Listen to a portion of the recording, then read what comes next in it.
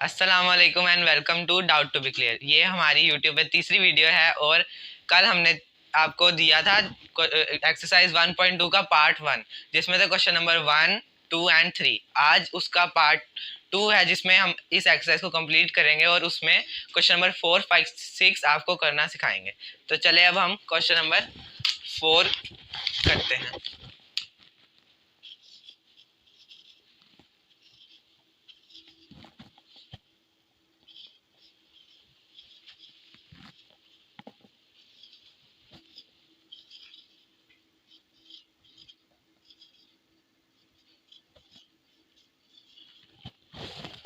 तो question number 4 हमारा है find negative of matrices A, B, C and D when। तो क्वेश्चन में हमें कह रहे हैं कि इन सारे मैट्रिक्स की नेगेटिव लेना है। तो हम सबसे पहले देखेंगे कि नेगेटिव क्या होता है। नेगेटिव ऑफ अ मैट्रिक्स, कोई भी मैट्रिक्स, जैसे कि हम एक एग्जांपल लेते हैं। अगर हमें इसका नेगेटिव फाइंड करना है और इसका नाम है ए, इस मैट्रिक्स का नाम है ए और हमने ए का नेगेटिव फाइंड करना है तो वो होगा माइनस ए। तो माइनस ए जो है, तो ये वाला जो माइनस है जो ए के साथ हमने मल्टीप्लाई कराया है उसको माइनस से बनाने के लिए वही माइनस हम इसके इस मैट्रिक्स के साथ भी माइनस कराएंगे, मल्टीप्लाई कराएंगे। तो माइनस ए जो कि नेगेटिव ए है तो उसकी वैल्यूज बनेंगी -1। जीरो के साथ कोई वो साइन नहीं आता, जैसे प्लस माइनस जीरो पे अप्लाई नहीं होता, तो जीरो वैसे ही आ जाएगा क्योंकि जीरो पे कोई साइन नहीं आता। और -1 माइनस माइनस प्लस आपको पहले ही पता है, तो नेगेटिव ए हमारे पास निकल आया -a। तो चलें अब हम अपने क्वेश्चन की तरफ चलते हैं।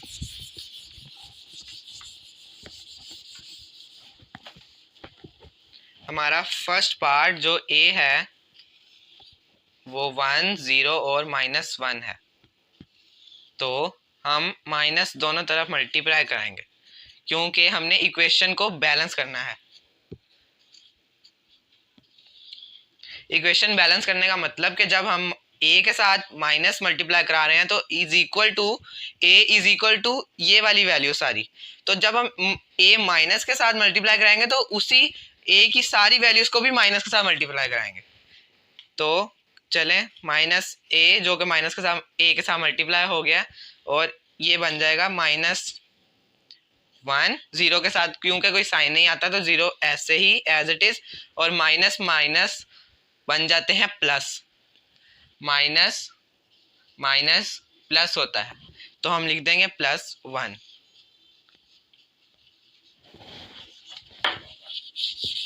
हमारा अगला पार्ट जो कि है बी है 3, -1, 2 और 1।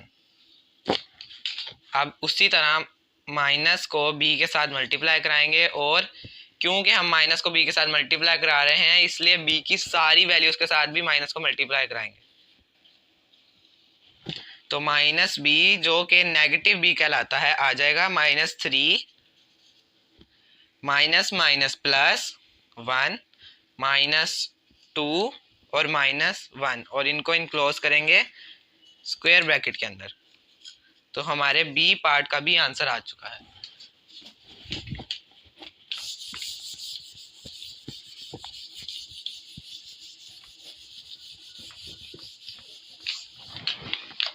अब हमारा सी पार्ट है 2, 6, 3 एंड 2। चलें, अब माइनस को मल्टीप्लाई कराएंगे हम सी के साथ इज इक्वल टू माइनस को इसकी सारी एंट्रीज के साथ मल्टीप्लाई कराएंगे। तो माइनस सी या negative C is equal to, जब ये माइनस सारों के साथ अंदर मल्टीप्लाई होगा, आप देख सकते हैं इसके साथ कोई भी नेगेटिव का साइन नहीं, तो सारों के ऊपर नेगेटिव का साइन आ जाएगा।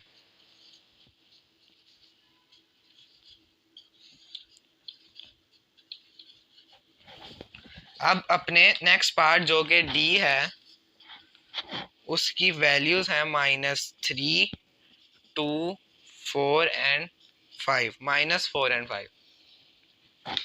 तो माइनस जब डी के साथ मल्टीप्लाई होगा तो उसकी सारी वैल्यूज के साथ भी मल्टीप्लाई होगा, क्योंकि 3 और 4 के साथ माइनस पहले ही है तो माइनस माइनस प्लस होता है, ये हमें पता है। तो नेगेटिव डी निकलेगा minus minus +3, minus minus +4, plus को लिखते नहीं है इसलिए इसी तरह आ जाएगा। जब किसी भी वैल्यू के साथ कोई भी साइन ना हो उसकी लेफ्ट साइड पे, तो वो प्लस ही होती है। ये हमारे डी का भी आंसर निकल आया।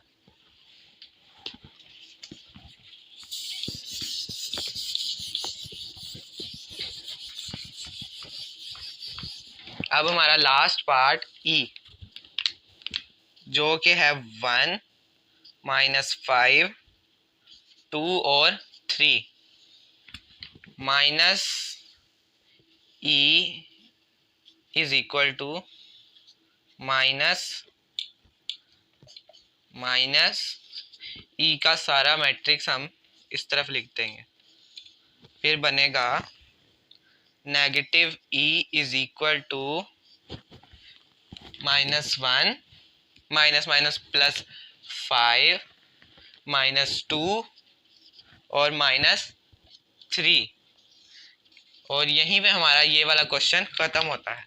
अब हम अपने नेक्स्ट क्वेश्चन की तरफ चलते हैं, जो कि है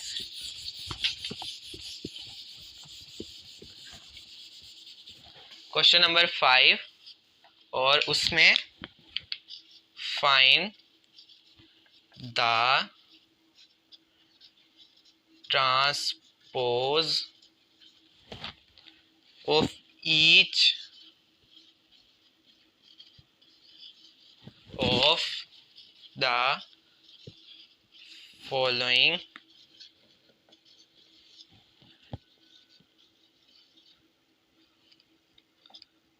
matrices। तो सबसे पहले हम देखते हैं कि ट्रांसपोज कैसे लेते हैं। ट्रांसपोज ऑफ मैट्रिक्स, तो कोई भी हम मैट्रिक्स फॉर एग्जांपल ए लेते हैं, कोई भी 1, 2, जब हम इसका ट्रांसपोज लेंगे तो इस ए के ऊपर छोटा सा टी का साइन आ जाएगा। और ट्रांसपोज का मतलब है, ट्रांस का मतलब होता है चेंज, पोज उनकी जगह, प्लेस, तो ट्रांसपोज का मतलब हुआ चेंज ऑफ प्लेस। सबसे पहले दोनों तरफ छोटा सा टी का साइन आएगा, और इस टी के साइन को ख़त्म करने के लिए इस वाली वैल्यू से, इस वाली सारी वैल्यू से, क्योंकि हमें तो ए का ट्रांसपोज चाहिए, तो इसके ऊपर तो ट्रांसपोज नहीं ना चाहिए, तो इस ट्रांसपोज को हम सॉल्व करेंगे। तो ए का ट्रांसपोज इज इक्वल टू, ये जो रो है ये कॉलम में चेंज हो जाएगी और ये वाली रो कॉलम में चेंज हो जाएगी। तो 1 एज इट इज रहेगा, और ये वो जो 2 है इसको कॉलम में कन्वर्ट करने के लिए हम 2 को नीचे ले आएंगे, और 4 को हम 2 की जगह पे ले जाएंगे, क्योंकि हमने 4 और 6 को कॉलम बनाना है। आसान लफ्जों में हम इस तरह भी कह सकते हैं कि इसकी नॉन डायगोनल वैल्यूज आपस में चेंज हो जाएंगी। लेकिन सबसे अच्छा इसकी डेफिनेशन यही है कि हम इस कॉलम को हम रो से यहाँ पे लेके आए हैं, तो मतलब इस रो को इस कॉलम में लेके जाएंगे तो वो होगा ट्रांसपोज। तो चलें अपने आप क्वेश्चन सॉल्व करते हैं।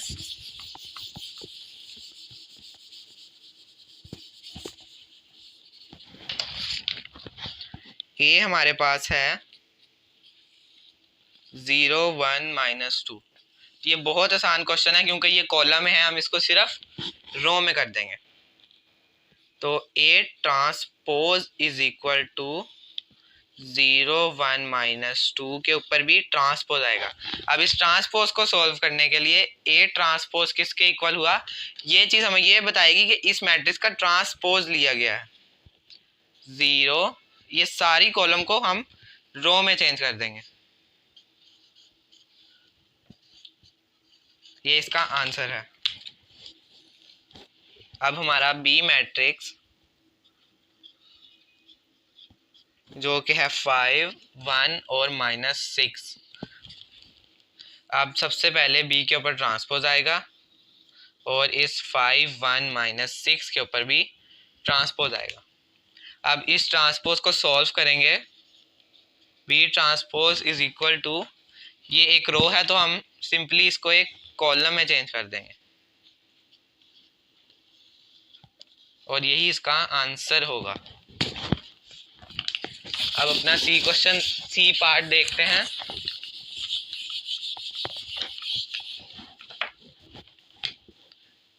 जो कि है C इज इक्वल टू, ये थोड़ा सा कॉम्प्लेक्स है लेकिन मैं आपको बताऊंगा कि इसको कैसे करना है। तो C transpose is equal to 1 2 2 -1 3 और 0 का ट्रांसपोज। तो इस ट्रांसपोज को हम सॉल्व करेंगे। C transpose is equal to, ये वाली कॉलम इस रो में चेंज होगी और ये वाली कॉलम इसमें।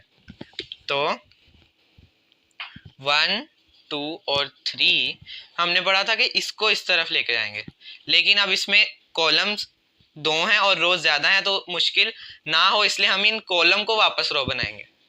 तो ये वाली जो कॉलम है इसको हम लिखेंगे 2 -1 और 0। ये हमारे C ट्रांसपोज का आंसर है।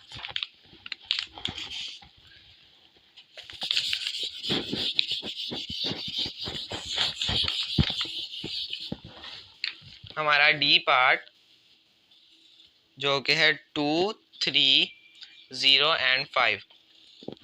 डी का ट्रांसपोज इज इक्वल टू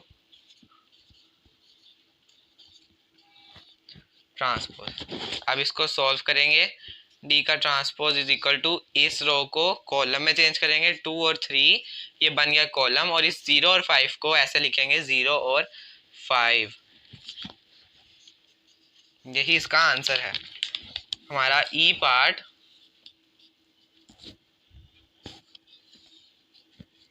जो कि है 2 3 -4 और 5। ई ट्रांसपोज होगा 2 3 -4 5 का ट्रांसपोज। ई ट्रांसपोज को जब हम सॉल्व करेंगे तो ये 2 3 बन जाएंगे कॉलम और ये -4 5 भी एक कॉलम बन जाएगा। इस क्वेश्चन का हमारा लास्ट पार्ट एफ भी एक स्क्वायर मैट्रिक्स है, इसीलिए ये काफ़ी आसान होगा। इसके ऊपर डालेंगे ट्रांसपोज। एफ का ट्रांसपोज जब हम सॉल्व करेंगे इसको बनाएंगे हम 1 और 2 और इसको ऊपर लेके जाएंगे 3 और 4। ये इसका आंसर होगा। क्योंकि हम ट्रांसपोज लेना सीख चुके हैं इसलिए नेक्स्ट क्वेश्चन हमारे लिए बहुत आसान है। क्वेश्चन नंबर 6, वेरीफाई दैट, उन्होंने हमें दो मैट्रिक्स दिए हुए हैं जो कि हैं A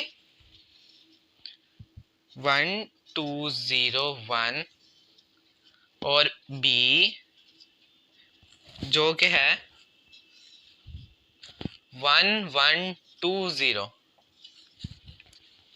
हमने वेरीफाई क्या करना है, उन्होंने हमें पार्ट नंबर 1 दिया है कि A ट्रांसपोज का अगर हम ट्रांसपोज लें तो वो दोबारा ए के इक्वल आ जाएगा। मतलब कि हम ए का ट्रांसपोज लें, जो मैट्रिक्स आए उसका दोबारा ट्रांसपोज लें तो वो वापस ए के इक्वल आएगा। तो हम इसको प्रूफ करते हैं। पहले लिखेंगे राइट हैंड साइड जो कि है ए ट्रांसपोज का ट्रांसपोज। ए किसका इक्वल है? 1 2 0 और 1 के। तो लिखेंगे taking transpose on both side.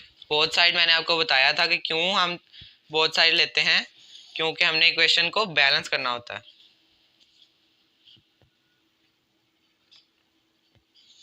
इसका ट्रांसपोज लेंगे।